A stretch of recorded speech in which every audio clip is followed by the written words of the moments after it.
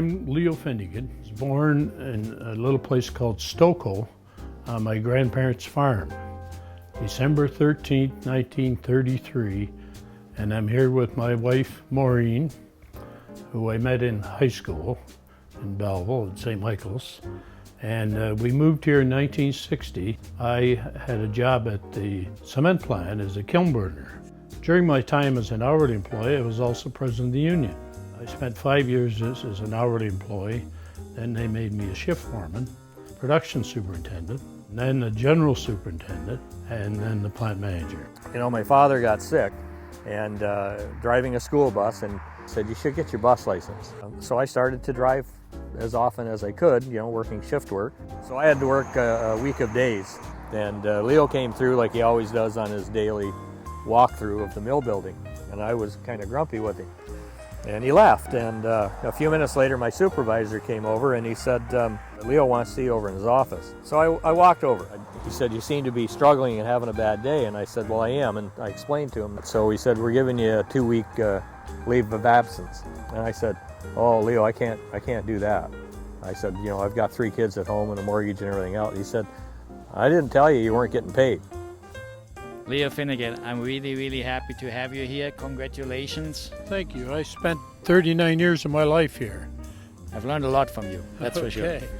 When I was working at Point Anne, I went to a leadership training course, and the young priest who was conducting this said, get on the executive and find out what's going on. So that was good advice, and I did that. I joined Rotary simply by I lost the flip of a coin. I enjoyed it very much. It was a lot of fun in those days.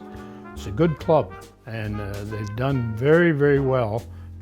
Well, St. Francis of Rome was a nice little church in Wellington on Belleville Street. It needed major renovations, roughly $100,000.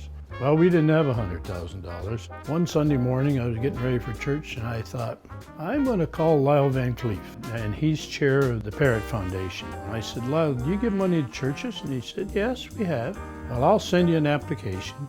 He called me and he said, now you can't breathe a word of this, but you're going to get $100,000. That was my work there. A friend of mine asked me one day in the early 90s, would I consider letting my name stand for the hospital board? And I didn't know a thing about the hospital or how it operated. And so I said, sure. And I got elected. We spent money as it became available, and we did it on such things as the roof, and of course we had to buy medical equipment. When they put together the Quinte Healthcare Corporation, part of the Constitution bylaws was that the mayor would sit on the Quinte Healthcare Board. So I said, well, I'll run for mayor. And I ran and got elected. I was determined to keep a hospital here as best I could. And most people don't understand the size of Prince Edward County. I mean, you can go from Picton to Long Point. It's a 40-minute drive. Larry Matheson phoned me one Saturday night, and he said, we're going to start a campaign to build a new hospital. And he said, would you be chair of our fundraising committee? Well, I guess maybe I had had a couple martinis, so I said, okay. And the day that they told us they were going to build a new hospital, I said, well, I can quit fighting now and start raising money. So that's what we did. And it was important, I thought, to recognize the true humanitarian and devoted community individual that Leo Finnegan really is. This was an honor that was bestowed upon you in 2017. But what did not occur in 2017 was an official ribbon cutting.